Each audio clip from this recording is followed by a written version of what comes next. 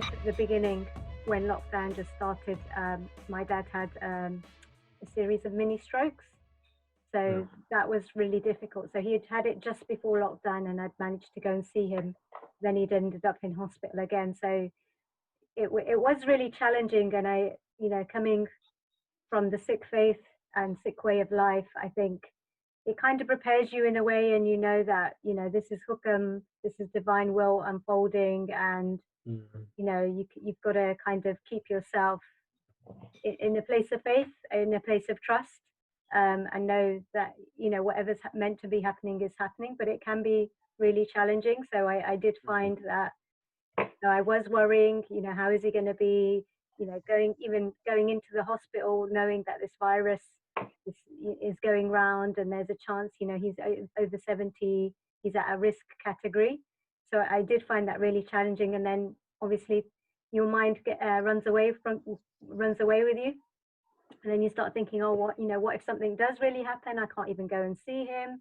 My mum also has mental health issues, so she's bipolar, and I knew that she's going to struggle as well. So right. Again, for me, it was a real opportunity to really strengthen that faith, and to go back to Gurbani, and to go back to Simran, and just find my peace in there. And what I found when I remembered to do that, even though I knew I should do that, when I eventually got back to doing that, I found that it really helped to calm me down. And I thought, whatever's going to happen is going to happen, but I can only do as much as I can do. So if I keep myself in a good place, and I keep myself strong, then I can support my mum and I can support my family. Whereas if I'm breaking down from it, if I'm worrying, getting anxious, then I can't really support anyone else. So even with that, like Maharaj tells us, Dukha daru sukha rog pe aaja sukha tam na hoi. So Dukh is the daru, Dukh is the medicine that brings us closer to Guru. So even though it was challenging, I was really grateful for that opportunity to get in there and connect at this challenging time. So that was really, it was kind of a low and a high for me.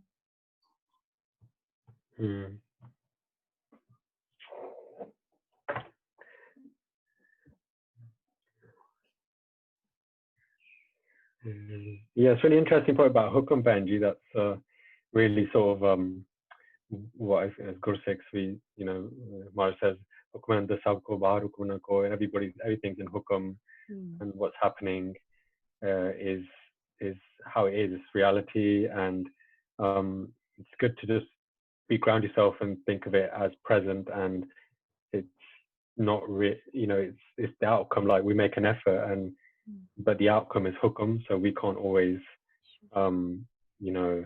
ascertain what's going to happen next. So there's always a high reasoning with things, especially this is one example of this the pandemic.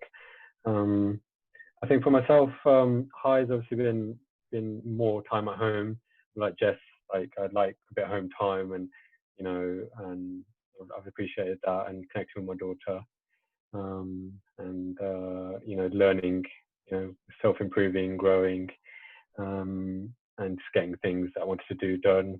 I always wanted to start my own business. I'm looking at doing that now as well.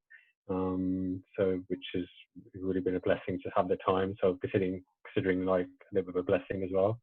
And a low really is, just not being able to know if and when I'll ever see family again. And I know there's been a recent announcement that you can probably see family up to a certain group or something, but it's been tough to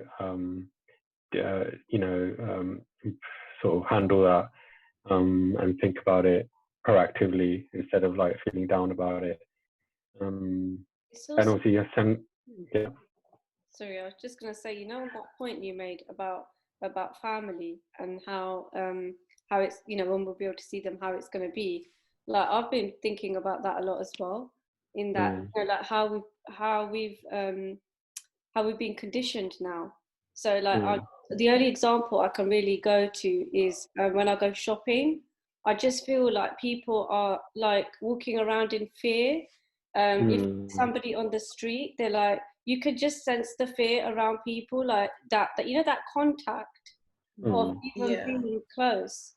And I just that it just gets me thinking about, you know, when we are able to have, like you said, those, how is it going to be? Like, is it like a mindset thing now where it's just fixed in our minds that we have to have this because we've been social distancing, that we can't hug anyone, or that we can't have that contact, you know? And for some of that isn't a problem, but for me, it's quite a big thing for me, because I like contact and I like touch and I like hugs and I appreciate all of that. So I don't know, I just feel like there's just, even, you know, when you go shopping, people are really jumpy about how close you are to them or how far you should be and things like that. And I just think, wow, it's really changed the way that we're living our lives. Yeah, we don't want that to be the new norm, because I'm the same as you. I, even not being able to hug my nan Niji every single morning, that has been really difficult. But I just hope that, you know, this doesn't go on for too long and we can all just resume back to normal ASAP, really. But yeah, I can definitely sense that fear amongst everyone, even when I'm out and about. But hopefully one day we'll get back to normal. Yeah. And I think it's an individual thing. So I would like to think with family, you will just ease back into the same relationships as long as it's safe to do so. And I think we generally have a very short memory. So I feel like once, like I see it now. Sorry. So I see it now, like today we went, the four of us, for just like a bike ride and a walk in Windsor, and we were walking along the canal, and you know, people were quite close, so I kind of had to say to my husband, do we want to carry on walking this way, because people are very, very close and they're not keeping the distancing. So it's quite clear that, you know, soon as the measures were eased a little bit, that, you know, people were already forgetting. And there's a good side to that in terms of what you said, Harmeet, Benji, in terms of, you know,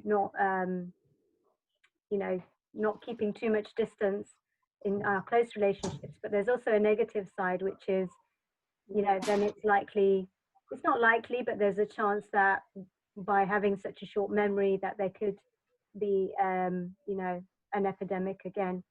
So yeah, that we go back to our old ways so quickly that we don't give it a chance to. Yeah, that's it. So I guess it's on an individual level for us to reflect where is it important. Yeah. Well, I mean, we ended up getting some masks. I don't know if anybody else has done that, but I can't bring myself to wear them because it looks a bit weird, because it's all black, and it's like, what am I going to look like? You know, people are going to think, is he coming to rob us or something? Or they do look so strange. It's just, I think a lot of shops, they sort of have been sort of taking in sort of the guidelines and using like tape and stuff on floors and 2 meter distance and stuff. And I think, yeah, as Benji said, it's individual, that some people will want to respect that all the time and, you know, follow it strictly, and some people will be like, hey, it doesn't really matter. But I think overriding the fear aspect, I think, is our determination, as, you know, a community and as a nation. We believe in like dignity, and we believe in tolerance and justice and equality, and I think those things will shine through, and will still be human beings in that regard. Obviously, you know, with what this pandemic's brought and the guidelines we've been given, we just have to, you know, sort of bring that into our lives and just go with it, basically. And, you know, hopefully, you know, things will get to some kind of normality that we're used to before the pandemic. But I think, you know, I don't know, my mind just frazzles, because I think so many people have been affected by this, and so many industries, and you know, so many issues happening in terms of economy. There's going to be a lot of cost in terms of it being closed down as well. So it's like, you know, when I think of that, I go, whoa. And, you know, I just bring myself back down to earth again. See, I can only do what I can do, and just have control over the things I can do, try and be the best person I can be, and trying to help others if they need it. Yeah, that's a really important point, and that's something that I found a bit overwhelming at times. Was, even though I felt like I was okay, when I looked out and reached out to other people where they were suffering, I think it was really easy to just take on everybody's suffering, and it becomes overwhelming. So Mm. sometimes you have to be, I don't know if it's selfish, but sometimes you have to just keep the perspective of, okay, if I'm okay, and if I focus on me being okay, then I can be of help to other people. But if I start Mm. taking on everybody else's suffering and, you know, all this fear through social media and all of that, then we're not going to be any good to ourselves or anybody else. Mm. That's so true. And even now, at this point where they are easing lockdown, I think everybody's just going to be in a very different place. So, say, for example, somebody in their family has been unwell from the virus, or they've lost a loved one, those people may be feeling a lot of fear around the whole easing of the situation.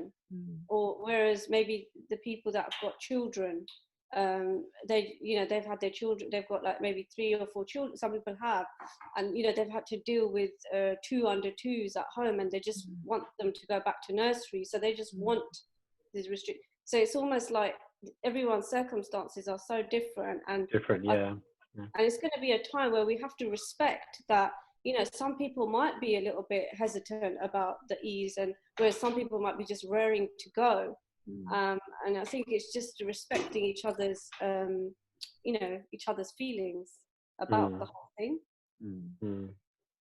Yeah.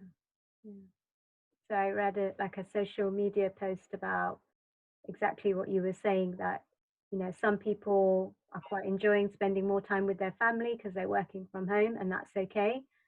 But some people are, they've been out of a job and now the interviews might start again, or they're worried about their business going under. So for them, the easing of the lockdown is going to be really good news. So it's completely on an individual basis. And it's really important that we don't judge each other or judge other people about, whether they want the lockdown to continue, or, and even with, I noticed my own judgment of, seeing people in small groups in the park, for example. And actually, we don't know what's going on there. And we don't know anybody's situation. We don't know, maybe that big family sitting there do actually live together. Or, do you know what I mean? So I think it's really easy for us to start judging other people and saying, why is that person wearing a mask? Why is that person not wearing a mask? And actually, we should try and focus a bit more on ourselves and do what we can do to help the situation, as opposed to judging other people, because we've all got so many challenges. I don't think I've spoken to one person in this entire time that hasn't been challenged by the situation. So it's not really fair for any of us to be putting extra pressure on anyone else.